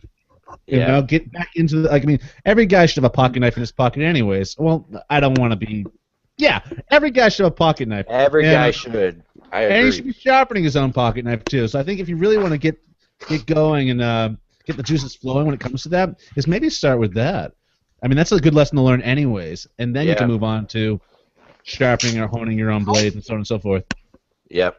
So, Khan, do we have guys on Twitter have any comments on this, on sharpening, honing? The guys on Twitter are actually asking what I think of Americans this weekend. If I still love Americans, and of course it's North Americans. Yeah, yes, I know. Citizens of the United States. Yeah, I know. So citizens of the United States, and I said yes. I love the citizens of the United States. But can I just go back to a point that James made? He said it's a hobby. Yeah. He said it's a hobby. Yeah. And that sort of speaks to a number of issues that we actually addressed on the podcast, on the Cutting Edge Wet Shaving podcast. That somebody that comes to this, it doesn't surprise me. One of the things that comes to mind immediately is that when a new person comes to these hobbies or comes to wet shaving, it can be quite intimidating. It can also be quite prohibitive in that people say, well, man, these guys are talking about stones, they're talking about setting a bevel, they're talking about slurry, they're talking about working on a, and then this could all, I mean, as far as I'm concerned, it could possibly even discourage people from getting involved in the hobby because they're overwhelmed. Yeah. And just like every hobby, I guess there's a progression, there's a natural progression. And really, people that have been in the hobby for many years probably have a responsibility in as much as in that they should try and encourage people at whatever level they're at to give it a go. It's the old Australian way, just give it a go. Just don't feel. Yeah, exactly. There was a time where the person who is now thought to be quite knowledgeable in a hobby wasn't as knowledgeable as they are now. So there's a progression. So we maybe the idea that Douglas suggested that we start off with a pocket knife isn't so stupid after all. I mean, well, did you think it was? No. There's a progression. Yeah, I totally agree. Totally agree. That's why I have a box of gold dollars that I spent money on, because what it does for me is it lets me see one type of razor across the stones. And I'm talking from a simple perspective. If you just want to learn how to hone, is it going to be the same as honing a boker? No, it's not. Yeah. But it can still teach you the principles of honing. And it's going to be a cheap enough razor that you're not going to crap your pants if you screw it up. Yeah. And so a lot of people are like, oh, well, it's not going to be the same because if you get a boker, you're not going to have to do the same things to it. And, well, that's true. You're not going to have to do the same things to a razor that has a little bit more Q&C done on it. Yeah. But what it can teach you are the principles. Once you get it to bevel ready, everything else after that is pretty much the same thing you would do to every other razor. Yeah. It's the steps that you need to get that bevel set that are different about the gold dollar. And then, of course, how long it lasts after that are subjective. But to me, once I've had a razor ready, I haven't had any issues with the gold dollar as far as how long it'll last or it's breaking down on me or any gibberish like that, in my opinion. It's about how you set that bevel and then where you go from there with it. Yeah. Just one quick correction. It's bokeh. I don't know. Bokeh. Bokeh. Peach Schiavone. Stallion. Bokeh. Yeah. Put mocha in my bokeh. I mean, and it's baby steps too. I think for anyone interested in or maybe not interested because they're a little overwhelmed by this, is if you just tackle a little bit every day, maybe watch one YouTube video, maybe try a little bit, slowly you will progress, but you will still be progressing rather than not even trying it at all. Exactly. It's like, or like training your left hand too. Back to double-edged safety razor. If you want to start using your left hand, start brushing your teeth with your left hand. Start turning on the lights in the room with your left hand. Combing your hair. Combing your hair. Anything you would normally do with your right, it's just you're slowly tricking yourself every day. Incorporate something new. Or other people's, depending what your line of work is, regardless. But I mean, just little tricks like that every day, and it's like not even trying, and you're gaining a new skill. So I mean, just to encourage people to go out there and try. Yeah. Totally agree. Real quick, James, I don't know if you have one on hand. Keep saying real quick, but you know your quick questions are average time questions. No. This is a quick question. Oh, They're I average don't time. mind. Someone wants to know Machines. if you could show off your kamisori. There, bam. Quick question. I could, except for one thing. I just moved it from this room, which is what used to be my work office, but it's just my hobby room. I can't do it real quick. If you want to give me a couple minutes, I could go grab it and bring it back. Sure. We can do that. All right, so I'm gonna go on profile view while you guys talk about me. God, he knows us. Well, gentlemen, I know we said another 30 minutes. We're slightly over on the 30-minute mark. Well, that doesn't bother me. Does it bother you? Oh, it's totally bothering me big time. It's dinner time for Rico. It is dinner time. But that's cool. I do want to shout out to all the people out there watching today just to say thank you for participating. If you have any questions that you'd like to ask us, you can ask it, tweet to us at WS Roundtable, and we'll try to answer that on our show. And, yeah, we just appreciate you guys watching the show and being here. Thank our guests. And also, again, I just feel really, really bad for David Gonzalez. I don't know what happened with that. We're trying, and David, you know what it's been like for us with this G Plus every week. It's been something. So totally apologize. Siempre algo. Yeah, a lot of people. Yeah, a lot of people have kind of have asked about this particular platform.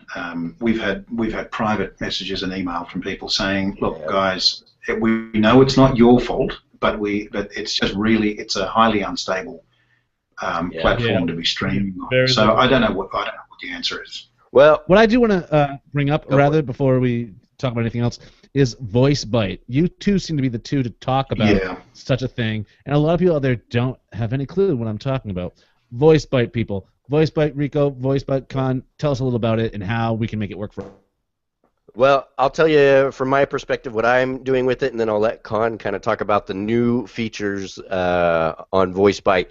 Basically, it's an app where it's kind of like you are tweeting out or text messaging just 15 seconds of your voice, and it can be whatever you want to talk about. You can say, check out my latest video. If you're a vendor, check out my new product that we've got out there. If you're when I was in Chicago, I was kind of doing updates on what was going on in Chicago, so I just kind of do some crazy voice bites, and Khan gets a kick out of my voice bites. I get him laughing every week on my voice bites. You make me laugh. But it's a really cool way to get people involved and interact, and they can also comment back, and you can kind of have quick voice clips to each other. And Khan, what are the kind of new stuff that's going on with the key thing is, firstly, I'd just like to tell people that it is a free download. Okay? It's a free app. Awesome. It's available on Android. It's available on iOS. When you send out a voice bite, you can also attach a photograph, so you can take a picture with your cell phone of a shave of the day or whatever. Doing it now. Then once you've recorded your voice bite, you can then have it feed into your Facebook or Twitter account. But the most important thing, if you want a question, and I'll be going to post-shave, I'll be doing a post-shave video this afternoon, make sure that you put in a hashtag. Yep. Put in he's doing it right now. And talking about voice bite. Man. Oh my God, it's happening. Thank you. Yeah, right. So that just happened, guys. Put in a hashtag. Yeah, we know.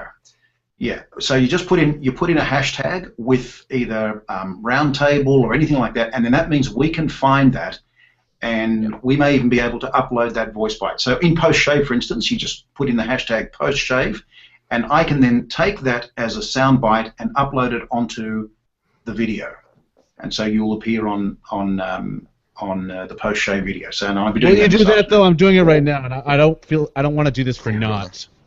Yep, go for it. Yeah. So make sure you post it to Twitter and Facebook. So I'll show you. I don't know if I can show you guys. It's for you, Michael Finich. This is kind of totally off. Well, let's see.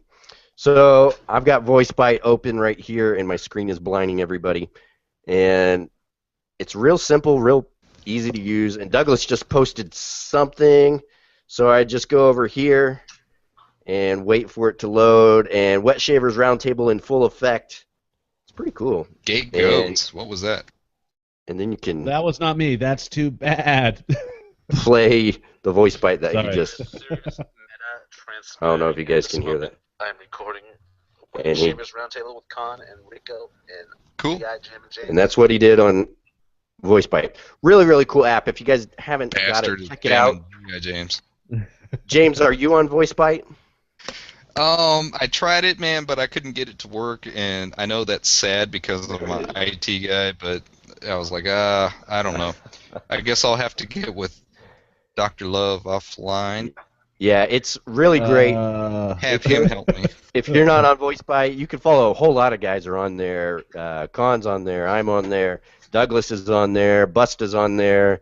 Leonard, Marty Pape. Zach in Arizona is on there, and he makes He's particular hilarious. good use of it. He is All hilarious. right, all right. What Zach does is he. Wait, yeah, Zach in he Arizona. puts it, Hey, Yeah. Zach, On yep, the Zach spot. Strickland. I'm putting you Go on for the it. spot. All right. Okay. What is Who this? is going to be here from you guys? Who knows? Pretty positively that you're going to be here. Not a maybe, but yes, I'm going to be there. I can't 100%. I want to be didn't there. ask for 100. I'm not. Spirit and product. I'm there in spirit. Bam. I'm there in product. There, I would like to, honestly. You're everywhere in product. It's in Huntsville now. When it was in Space Memphis, capital. when it was in Memphis, yeah, it's space capital, military capital as well, which is great for my label design. However, I was really looking forward to Memphis. Like, Graceland. I mean, I wanted to be walking on. I wanted to be walking in Memphis. Hey, Yeah. I understand, but it Beale. didn't I work wanted to out be on for you Beale. guys. Yes, Beale Street is awesome, especially BB King's. That's my people. But I have been there. unfortunately, it didn't work out that way.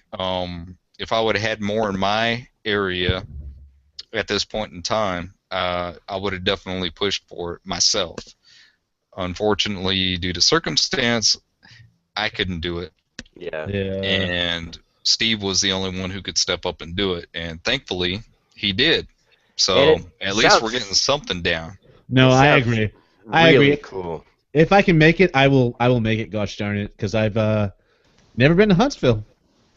Hey, I've only been passing through. There we go. Also, for people that may not know, Green Mountain Soaps is out of that area too. Oh, I- yeah. I've never even heard of that company, but that's awesome. I should check it out. Yeah, GMS was really, not too long ago. It's funny how fast like everything moves in shave world, but GMS was one of the popular artisan soaps. They make artisan soaps, and shave soaps was the last on their list of things to do. It's a very unique puck. It's round almost, fits in a mug really nice. If you go to howtogrowmustache.com, I actually interviewed them years ago, probably about a year and a half ago when they first came out with the soap, and I enjoyed the soap, but it's Good soap. it's great soap, but a lot of people don't know about it, and so yeah, GMS, Green Mountain Soaps, Triple milled. triple milled, yeah, Yeah. Very hard. unique. It's completely unique. Yeah, I mean, it looks like, okay, you see this glass here, but think of this glass as being like- almost like fluted like that. Oh, yeah. So where it goes like that, and that's what the puck looks like. So, Yeah. but it's triple milled, so you can't even melt it to put it inside of something. It's like, man, That's awesome. just got to drop it in there and let it go. Yeah, it's been a while. Like Jesse, I think is their son, right? Do you know Jesse James? I don't know, but I do. But I do Did I know just do that. I do know that the lime from them, I think it's a lime patchouli. Yes, but the lime you are from right. them is my favorite scent from them. Yeah. So we do have a real quick question on the voice bite that we were talking about. There he goes again. Okay, I've Was got that a long. quick? I think it was pretty average. I've got a long question.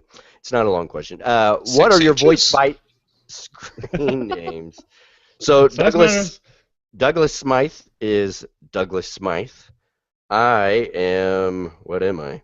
I'm Rico's Corner.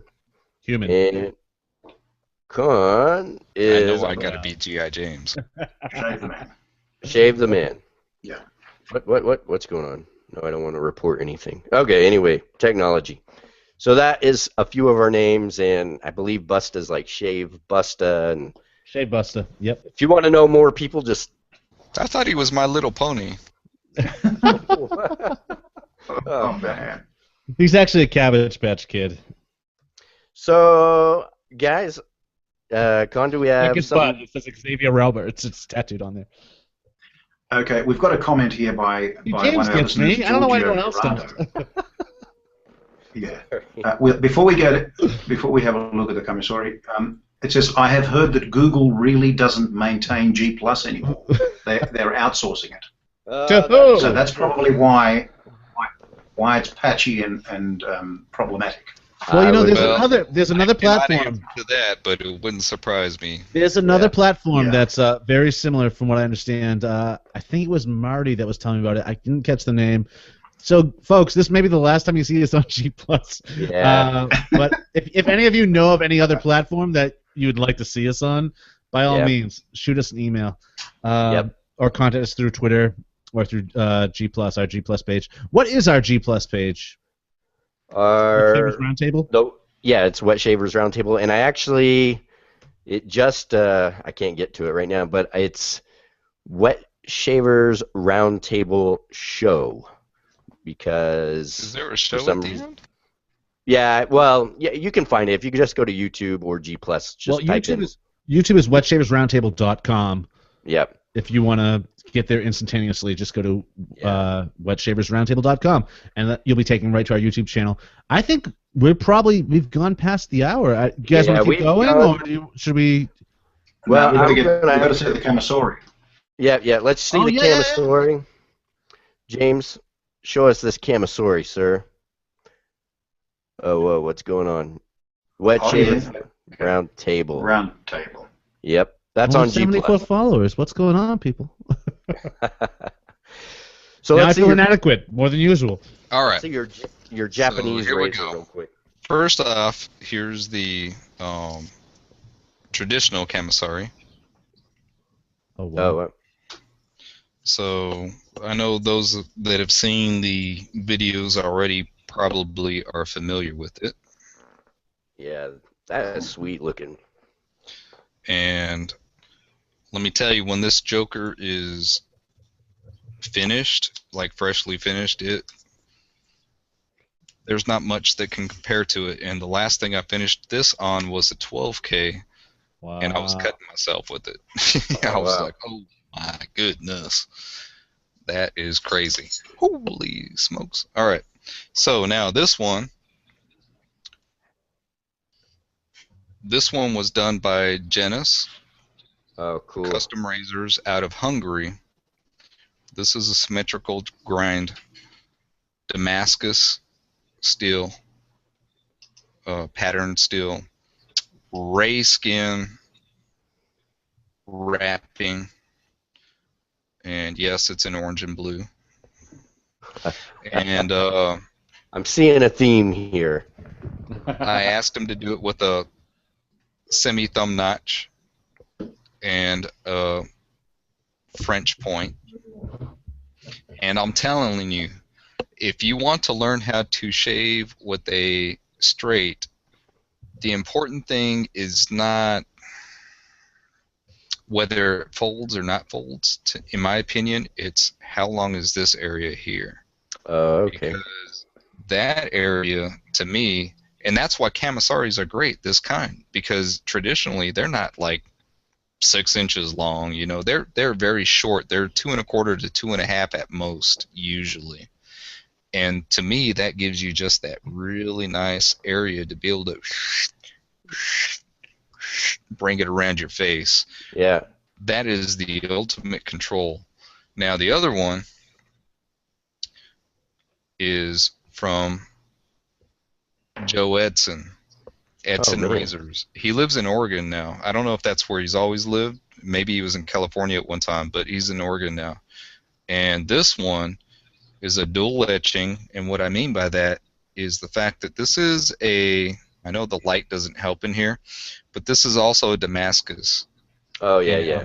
I see it right there. Etched because this here is darker from the blade. I asked him to do that. I thought it would look really sweet to have this a lighter etching and then have the spine and handle to be a darker acid etching so that it really pops out that the blade portion, you know? And he did an awesome job. And this is called his bambusori. The model is called a bambusori, but I had him customize this part. So that's from Joe Edson. That's awesome, man. I really dig the way, I don't know, this is maybe from growing up watching ninja movies all the time as a kid. I really love like the way the kamisori style razors look. It's just really, really cool. I agree. I actually have some questions for some people on Twitter. Yep. Is that cool? Yeah. Omar in California, I have a question for you. Are you a little girl? What does that come from? That comes. It's much of a stretch. I see Omar. Like Omar does some videos, and I don't know if it's his daughter or if you even look at his avatar. It's like it's a little girl with a mustache, and I'm just confused. Omar is fantastic. Omar is fantastic. I'm not saying Omar is not. In fact, Omar. Let's see. Omar thinks we should have stopped at an hour. In fact, so that's to you, Omar. I want to see a picture of who Omar is. Omar also thinks. And, Omar also thinks I can crack the whip like a boss. Khan does crack the whip and like Giorgio, this is for you. I haven't strayed Nice. too far, however, but it was too much after a while, so we're taking a little break. We had Andrew Lyons going on about something. Did Rico just say he puffed Douglas's pipe? Yes, that was said at one point. I caught that too, Andrew. What do you call those things so we can clarify that? What do you, Well, you could say a vaporizer. You could say a mod. vaporizer. He let me take a puff on his vaporizer. If that gee whiz, people. So, I think we're signing off now. Is that what's going on? I think we're good. Yeah. I think we're signing off. So, guys, again, this is the longest show in wet shaving history. We are the one and only wet shaving talk show. So, next week, stay tuned. We will be back at 7 o'clock and EST. What did you say it was? EDT. Which I think is Sorry. fitting. Yeah. You could just say ET, Eastern Time. Yeah, 7 eau de toilette is when we will be back. And you kiss your mom with that mouth? Yeah. And if, guys, we by chance happen to find a better platform than G+, we will definitely check it out. Again, this is still kind of a work in progress. We apologize for losing David again, and Marty had to go early. But I wanted to thank Jammin James for being our special guest today. Thank you, James. It's been a pleasure. We need to get you back on here. Yeah, very and soon. James, Thank you, guys. Ladies and gents want to check out your videos, where would they go online to see that? Oh man, you're putting me on the spot. Come on, man. You guys just Google. I know where to Jammin get to space GI space James. If you want to go to YouTube and do that, Yeah. I do want to We'll say put a link in the anybody that's we'll put a watching link in that the is a normal Yeah, watcher of mine. Thank you very much. Because as most of them already know, I don't do reviewing. I do journaling. I do my life. I do things that coincide with me shaving. Yeah. And so for anyone that sticks around to watch that, thank you very much. I really appreciate that because I never said that I was a reviewer. I never said that I was out here to tell you what to do with so-and-so's product. I just tell you what I like about the product, and I tried to be thoughtful and careful when I am critical of something because, you know, someone's livelihood is on the line when they make something. Yeah. Thank you. And the thing about it is that I try to always put a positive, find the positive in something that may have some negatives to it. Yeah. Because there are some great people out there that I've met through the community that have they've asked me. They said, "Hey, what do you think of this?" And I tell them, "Look, I'm going to be honest about it. I'm not going to be disrespectful. I'm not going to be like badgering or anything like that, attacking. But I'm going to be truthful about what I think about it if there are some negatives. Yep. But I always try to highlight the positives of something, even if there is something more outweighing in the negative aspect of it. There maybe it really sucks as far as the way it is used as a shave soap. Yep. Well, you know what? That product really does have some great slickness to it. It's just not really meant to be a shave soap, in my opinion. Something like that.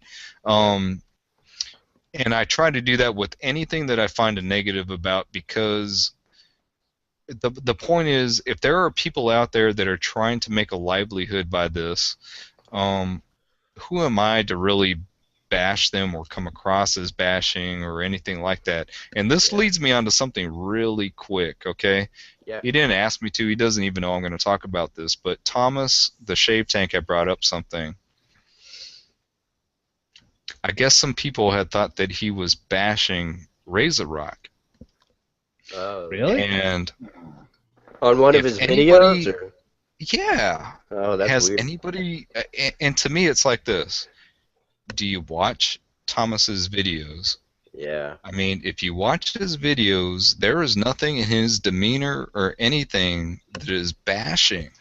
So if he says that he doesn't like something about something, folks, it's not because he's trying to bash somebody. Yeah. It's because that's what stuck out to him in that particular area, whatever it is, that he didn't like. Yeah. And it's just like... But that comes all back to what I'm saying.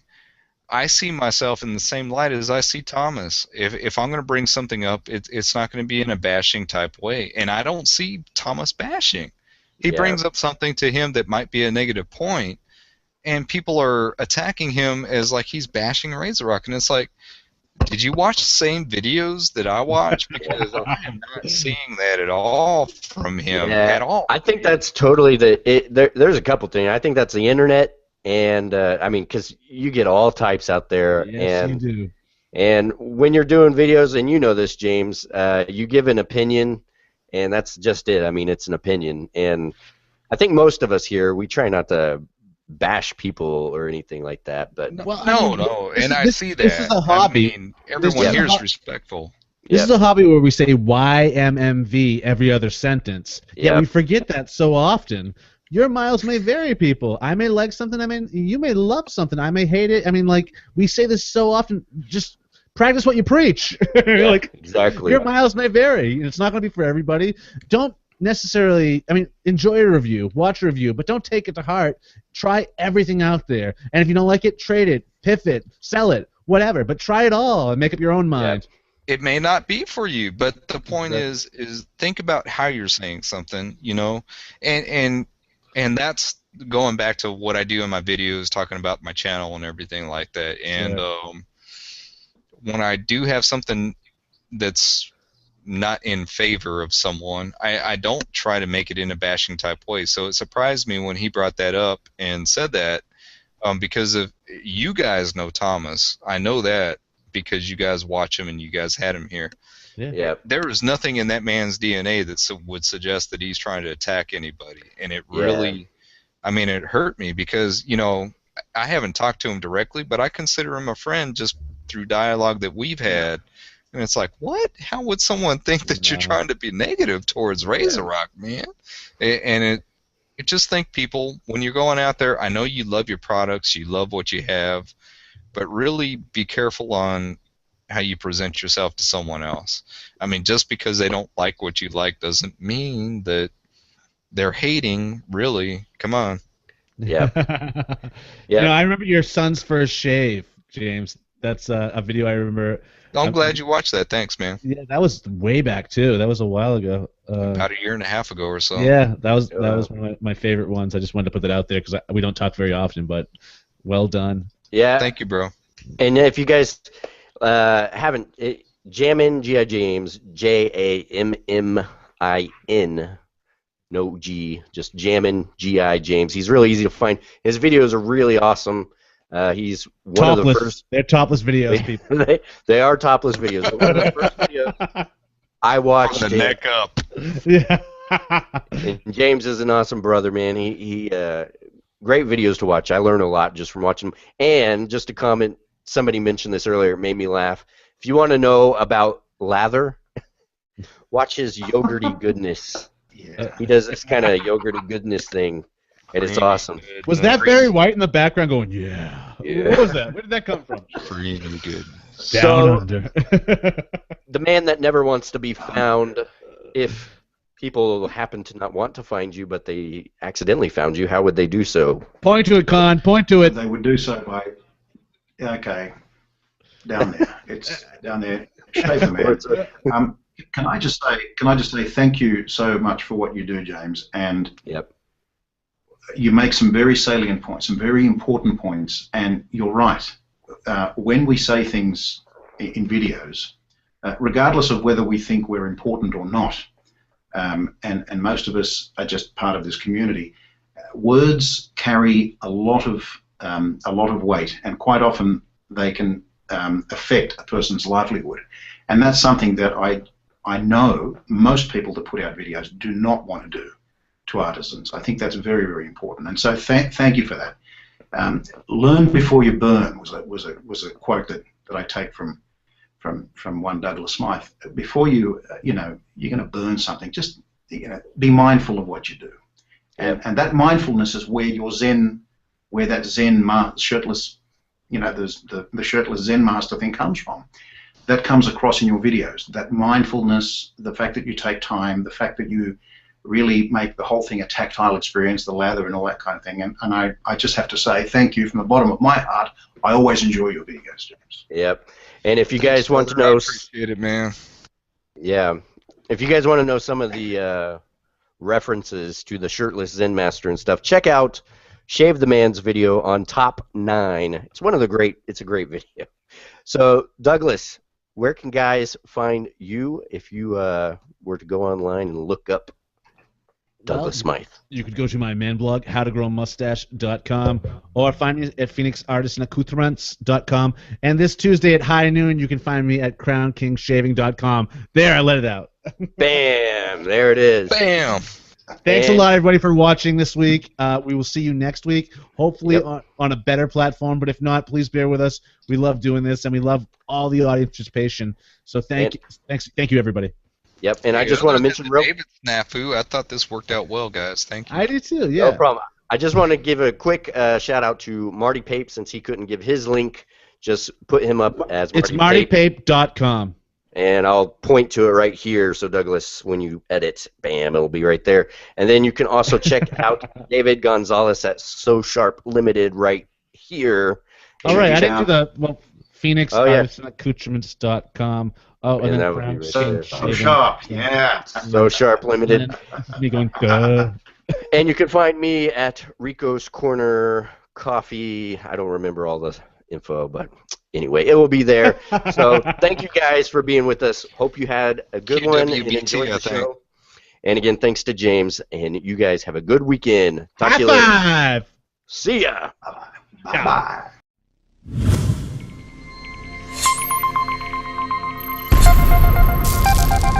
Bye.